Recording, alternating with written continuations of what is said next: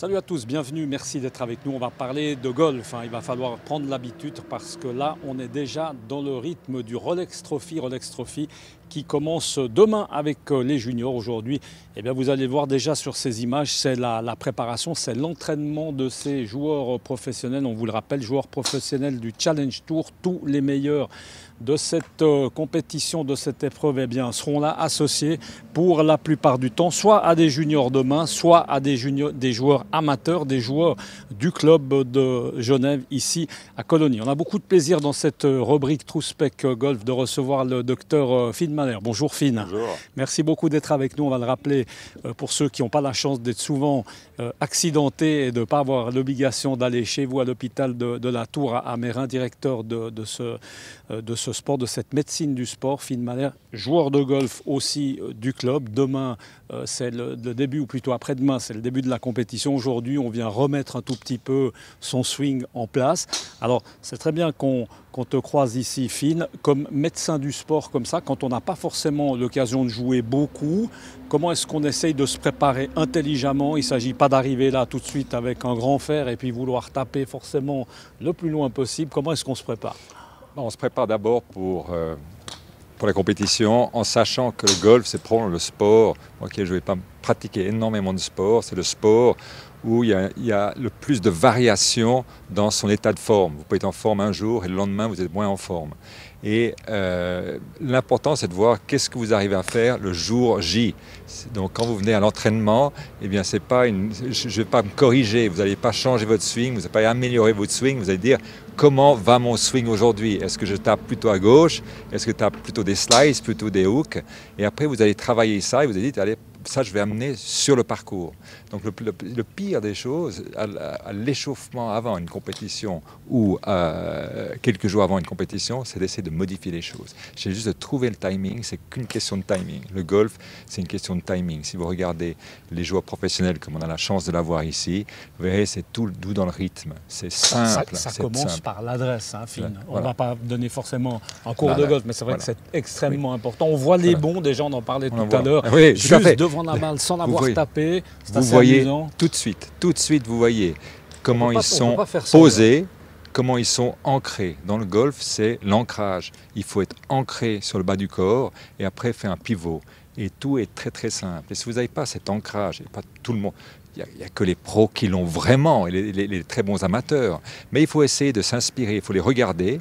Et c'est vrai qu'on regarde un golfeur professionnel, vous dites, ah mais moi, demain, je vais sur le parcours, je m'ancre et je ne vais pas rater la balle. C'est ça. Ça paraît simple, et après vous les ratez quand même. Mais ça, c'est vraiment la base, c'est vraiment l'adresse. La posture à l'adresse. Finn, toi qui es médecin du sport, les gens qui disent finalement le golf c'est pas un sport, la réaction d'un médecin du sport golfeur, c'est laquelle? Oui, c'est un sport, parce que quand vous faites un parcours de 18 trous, vous marchez entre 10 et 12 km, et plus vous êtes amateur, plus vous avez un handicap élevé, plus vous allez à gauche et à gauche, et plus vous marchez. Donc indéniablement, c'est un sport, et c'est devenu de plus en plus un sport. Si vous regardez tous les meilleurs joueurs, des athlètes, ils passent énormément de temps en salle de musculation, beaucoup plus qu'avant, où ils font énormément de travail de gainage, beaucoup de travail de renforcement musculaire et beaucoup de travail de souplesse. Et même un joueur comme Jiménez, qui a maintenant passé 50 ans, il va vous dire, je passe beaucoup plus de temps en salle de gym maintenant qu'il y a 10 ou 15 ans en arrière, où je travaille ma souplesse, surtout sa souplesse, parce qu'avec l'âge, on perd cette souplesse.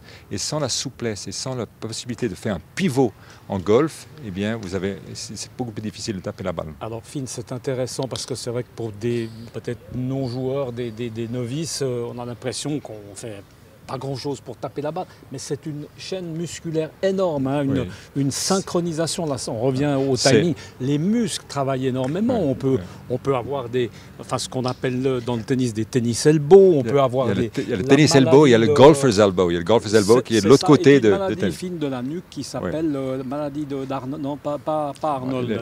La névralgie d'Arnold. Et c'est ça. Mais il y a, oui, bien sûr. Et de nouveau, c'est parce qu'on veut forcer. Et dans le golf, si vous regardez les meilleurs, dans un drive, ils vont peut-être forcer. Tout le reste, c'est quelque chose d'extrêmement rythmé et sans agression. C'est encore mieux, si vous voulez vraiment trouver le rythme, eh bien, regardez pas les hommes, regardez les femmes.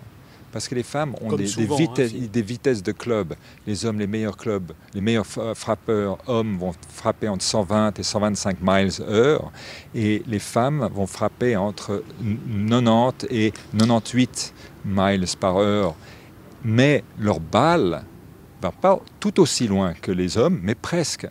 Parce qu'ils ont vraiment le timing optimal. Ils n'ont pas la force qu'ils utilisent mal. Voilà. Ça, mais souvent. simplement, ils optimisent le swing pour vraiment délivrer un maximum de vitesse et de puissance juste à l'impact. Et ça, c'est vraiment la dynamique du golf. Et si je peux me permettre, c'est exactement la même chose au tennis, qui ressemble beaucoup au niveau du timing, au niveau du rythme, sauf que là, on a affaire à une balle qui bouge. Finn, on va terminer par quelque chose qui n'est pas forcément très encourageant, mais on a commencé à en parler, justement les pathologies. Toi, comme médecin du sport, dans ton cabinet, dans ce que tu fais, les principaux maux du golfeur, c'est lesquels? Les principaux maux, c'est beaucoup de dos. Hein.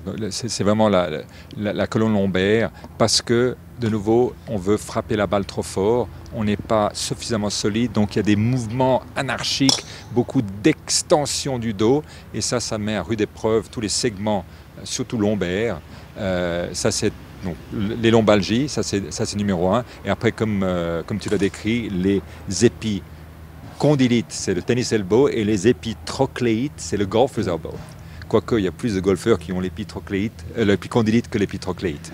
Mais ça, c'est les pathologies principales. Et après, il y a aussi avec les nouveaux swings, parce qu'il y a énormément de verrouillage quand il y a la transition du poids du corps. Dans la rotation, eh bien, on verrouille le genou. Et le genou, donc pour le droitier, moi je suis gaucher, donc pour le droitier, le genou gauche doit se verrouiller, et ça met à rude épreuve, si vous n'avez pas le bon timing, eh bien ça met à rude épreuve les structures intra-articulaires. Et puis alors l'occasion, évidemment, c'est un nouveau clin d'œil à nos amis de True-Spec Golf qui eux font du fitting, hein, du sur-mesure. Voilà. Ça, évidemment, ça peut beaucoup aider, Finn, on est d'accord. Beaucoup changé depuis aussi 10-15 ans. Très intéressant déjà de comprendre son swing. Chaque swing est unique et chaque swing a besoin d'un certain matériel. Et c'est clair qu'à partir d'un certain niveau, parce que ce n'est pas le débutant, c'est plus d'apprendre le swing. Mais dès que vous atteignez un certain niveau, c'est clair, d'optimiser son matériel va non seulement prévenir les blessures, mais aussi optimiser votre performance au golf. Et alors qui plus est avec du matériel, effectivement, comme on a la chance d'avoir là derrière du matériel sur mesure. Finn, ça va être le début de l'entraînement. On commence par quoi? On peut peut-être finir en image. On te regarde. On commence par des petits simples coups. Par des demi-swings comme ça. Juste pour essayer de retrouver un peu le rythme. Et après, vous augmentez progressivement la longueur de vos coups. Et pas se démonter le dos d'entrée. Bonne chance en tout cas pour la Rolex Trophy. On va continuer de suivre. Merci beaucoup en tout cas.